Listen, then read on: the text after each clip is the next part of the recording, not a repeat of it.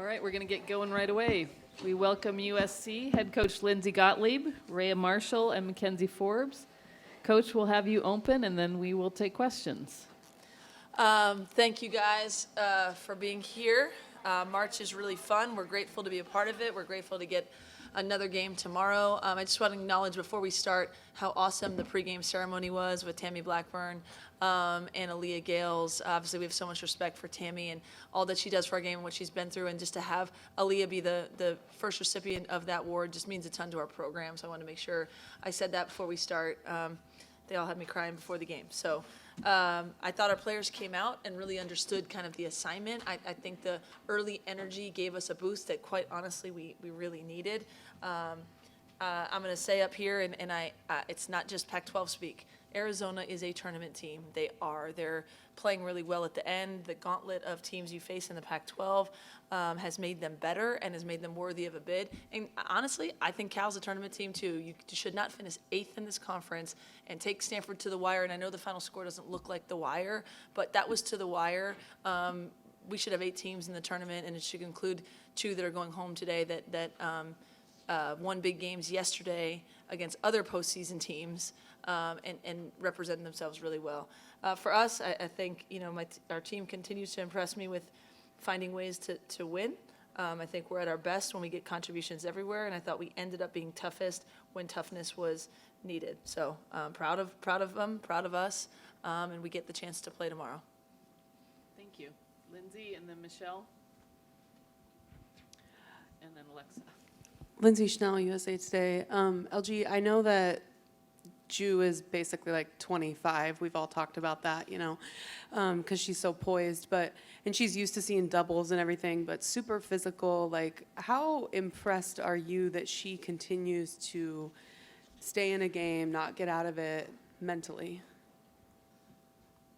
I mean, I look at the stat sheet here, and I know she would look at it and think it's not her cleanest and not her best, but she still has our highest plus minus, right? I just go back to she's a winning player who cares about winning and takes a lot on her shoulders. And the poise that she operates with helps our team. The competitiveness helps our team. The way she interacts with her teammates, and I think they have her back and she has theirs, are all things are really, really impressive. I mean, at one point, she gets hit in the head and has this knot on her head and just keeps it out for a second and comes back in. I think the physical and mental toughness is really something that we see every day, but it's really an important part of what makes her so excellent.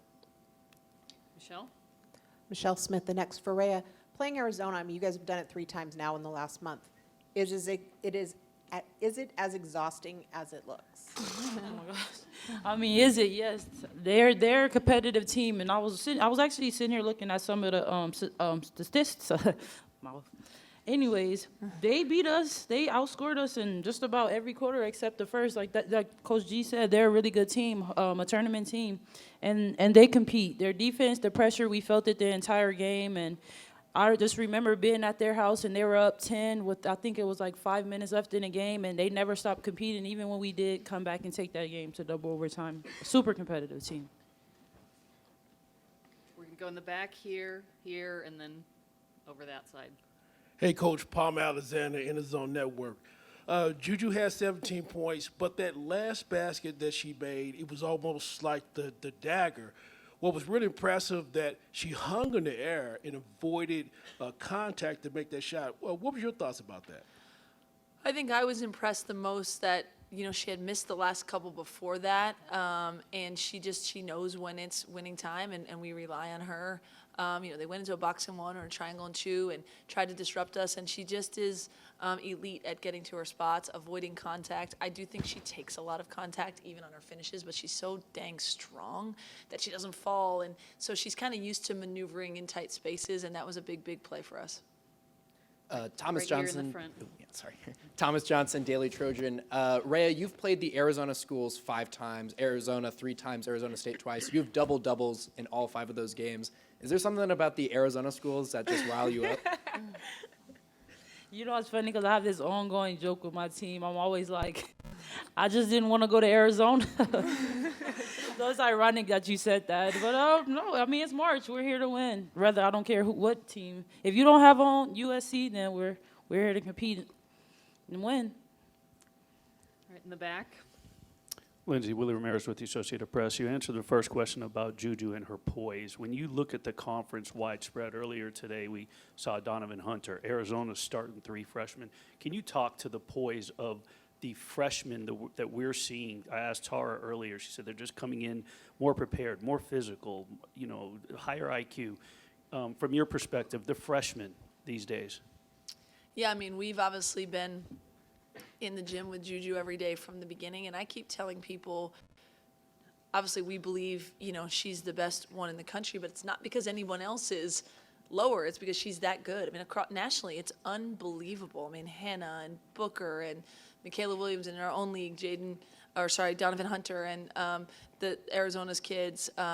It's just, I don't know. We sometimes have asked, like, what are they feeding them now? What are they doing in club basketball? They've come in really ready, and it's something to see. So obviously, we have witnessed to Juju every day, and she makes it look easy, and it's not easy. But a lot of these kids have made big plays and big moments. We've got 2 questions in the back here, and then 1 in the front row, and then we'll get back to this side. Tuknina win with the LA Times for Kenzie. Rayah's come on quite strong in the last few games. Just what kind of lift does she give you when she's playing the way she is lately? I mean, it's huge. Like Coach G said, like, we're really good when we get contributions from everyone, and I think when Rayah's down there handling her business like she has been, it just makes it so much easier for everyone else, especially the guards, and it just gives us that confidence. Like, when she's hooping, like, I know that we can beat anyone, so super proud of her, and I won't tell what I said to her after the double overtime game at U of A, but extremely proud of her.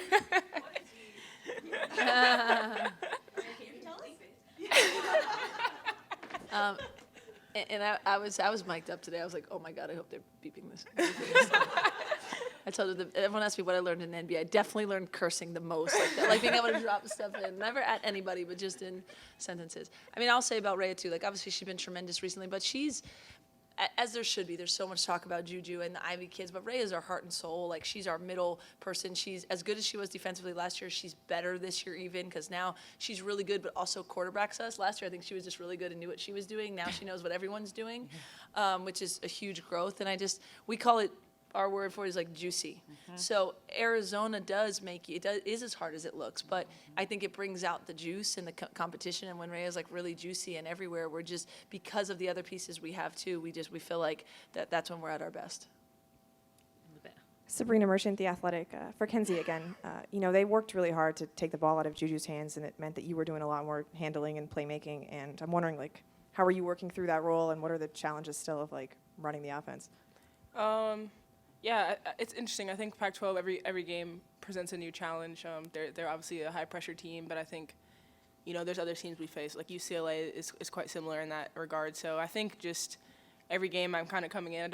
My role might kind of change depending on who we're playing or what kind of coverages they're in, but I try to just adapt as best as I can on the fly, make sure I'm always in communication with Coach G and getting people where they need to be, getting the ball where it needs to go. All right, we're going to go Alexa in the front, then we'll go over here, and then down here. Alexa Philippi with ESPN. Lindsay, according to our stats people, you guys have won your 11th game by single digits this season, which is the most in the Pac-12. Considering, the new pieces, relying on a freshman like Juju, I mean, what do you feel like allows your team to do that and to be able to, in a game like today, too, withstand a tough team and just be able to keep coming out on top?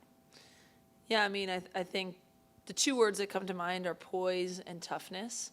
And toughness to me takes a lot of forms. It's mental toughness and it's physical toughness. And then just the poise, right? We've got, Ju plays older than her years, but then we've got Rayah, who's played a lot of minutes over the years, and these Ivy grad transfers who were the best players on their respective teams. Like, they've been in big moments, right? Like, They came here to win. They're ridiculously selfless and have taken on whatever role we ask, but they're hoopers. Like, they're not out here to just, like, get a USC degree, although that's nice, and play at this level. They're here to win, and so I think we've got the right mix of people with, enough joy that we just kind of make plays without thinking about it, and enough thinkers to make sure that we're poised enough to finish games. I mean, I will say, we've played Kenzie at mostly 4 positions, 5 positions maybe in the flu game, when everybody was out, Rayah included. But the 6th position is coach on the floor. I mean, she literally has the wherewithal to come to me and say, I think we can get Ju in this. I think we can get Rayah here. What do you want us to run again? I mean, just it's really, really a luxury of mine to have that kind of poise out there, and I think the team takes her lead on that, and they do their jobs, right? Like they do their jobs with some direction from the leadership on the floor. Back here. Hi, congratulations on the wins, ladies. D'Angelo Scruggs, S5 360. The Pac-12 postseason awards came out recently, and Juju got Pac-12 Freshman of the Year, all Pac-12 team. You got Pac-12 team, but I just want to know, how did you feel about Juju not getting Pac-12 Player of the Year? You're baiting me here. Since you all are media members, the first question I have is for the media. And you all put only one of our players on all conference, right? So not Rayah and not Kenzie. And that's okay, because we're really balanced otherwise. So I can imagine but if we have no other all conference players, then how is Juju not the player of the year? Like, that's surprising to me, but we don't really care. I mean, we think, again, I mean, Cameron's ridiculously good. You saw today the Athletic named them both first team All-American. So it's not a knock on anyone else, but we know what she does for us. We know how she's impacted a program. She came to a place that, and I credit Rayah tremendously amount for changing the culture and the narrative, but they came to a program that has not been a perennial top 15 team and not been to 2 Final Fours, and now we're 5th in the country. And we've had a lot of close games, there's a lot of good, but to me the impact on winning and what these young women have done, to me, is the legacy more than an award. But we're going to rock with our players, and I'm going to be supportive of what I think that they've earned. Right here in the front row. Amadi Cowie, 24/7 Sports, USCFootball.com. 16 turnovers in the first half. Number one, what's the secret to going into halftime up 5 points? And also, what was the message at halftime to kind of overcome that? Yep. I mean, I'll talk about the 5 in the second half, right? Stop turning the over. Like I said, bleep it out. I mean, literally what we said, right? Like, they're so good at what they do, and we talked about it taking all 5 people. It's not watching a point guard handle it. Like, I thought Rayah was arguably our best kind of press. You saw we went to her in the press break every single time because we thought there was an advantage there, right? She could get it in, get it to the next spot. We have 3 point guards, but it was as simple as we started out so hot, right? And then we knew the heat was going to come. Meeting passes, being available, getting out of some of the ball screens that they were trapping, right? Being tougher with the ball, the mental and physical toughness out of it. But to turn the ball over 5 times in the second half was impressive to me. We know that 16 was way too many in the first half. Okay, we've got 2 on this side, 1 over here, and then we'll finish on the other side. Eden Lassie, Yahoo Sports. McKenzie, this is for you. There's been a lot of, nostalgia and reflection on, the last season of the Pac-12, but this is also your first. Can you kind of just tell me what it's been like to play in this tournament and just your thoughts on the conference as a whole? It's actually my second. Oh, I'm sorry. I played for Coach G my freshman year at Cal. Oh, that's right. Sorry. But still, yeah, a lot of nostalgia. Obviously, I think we don't agree, or at least the Pac-12 media. I think it's the best conference in the country, so... just the talent that's on display every single night. Anyone can beat anyone, as we've seen throughout the whole year. I mean, anytime we finish a game, we're like all on our phones watching whoever the next Friday night game is. So incredible conference with incredible coaches, and just blessed to be able to experience it. Michelle? Best single day in Pac-12 tournament history in terms of 6 ranked teams, 2 bubble teams, a rivalry game. This one's close already. I mean, I can't remember a day like this in the tournament history. Yeah, I mean, I was looking. I mean, Michelle, I've been here for a lot of them too, and a lot of experiences, right? Like, but I would say the noon game with Oregon State and Colorado is like an Elite 8 game. I mean, that's insane. We were the only conference to have top 25 teams playing yesterday on the first day. So we've talked about it as a group, finishing second in this league and earning the 2 seed. I'm really, really proud of that. The same way that I tell people that our Final Four year at Cal, going 17-1 in the regular season, is something that I probably, value almost more than getting hot. But this we'd have to go back to archives and say what's the best single day. But in terms of the level of basketball across the board, like I said, I think there are 8 tournament teams playing today. I think any of the games could be a second weekend type of game that we're going to face, and it makes us all ready for what's coming next. And I'm happy that our players are getting to experience that because it really is special. Thomas Johnson, Daily Trojan. Rayah, Kayla Williams only had 4 points, but they seem to be important buckets, kind of energize your team. As someone who's been a teammate of hers for a couple of years now, can you just talk about the impact Kayla Williams has had on the Trojans? Yeah, for sure. Kayla's a competitor. I mean, we put her in a game, and it's kind of like a relief for everyone else on defense. Because we know she's going to come in and heat the ball up and do what's necessary to, the tone and tempo she sets for us defensively is just like, I can't even put into words for you what that's like. It takes pressure off of me and everyone else on the court with us. And then also just like offensively, she orchestrates when it's time to, like you said, to take those shots, she does. And it's really fun to play with her. All right, final question. Lindsay in the corner. Yesterday, JR came in here and she was saying that, at this point in the conference tournament, like no one's putting in new plays or anything like that. But Ray, when you broke the press a couple times, I wondered if you were going to come across half court and call flat. Is that going to happen tomorrow? Are you ready for that? That's a question for Coach G. For Coach G. She would love it if I did. Yeah. Right? She hit a 3 at like the end of our shoot around. It was like a step back crazy, and she's like, put that in for me right now. Put that in for me right now. So whatever it takes to win, Linz. Whatever it takes to win. For sure. All right, thank you, everyone. Hey, see, that was in my head. I'm going to be.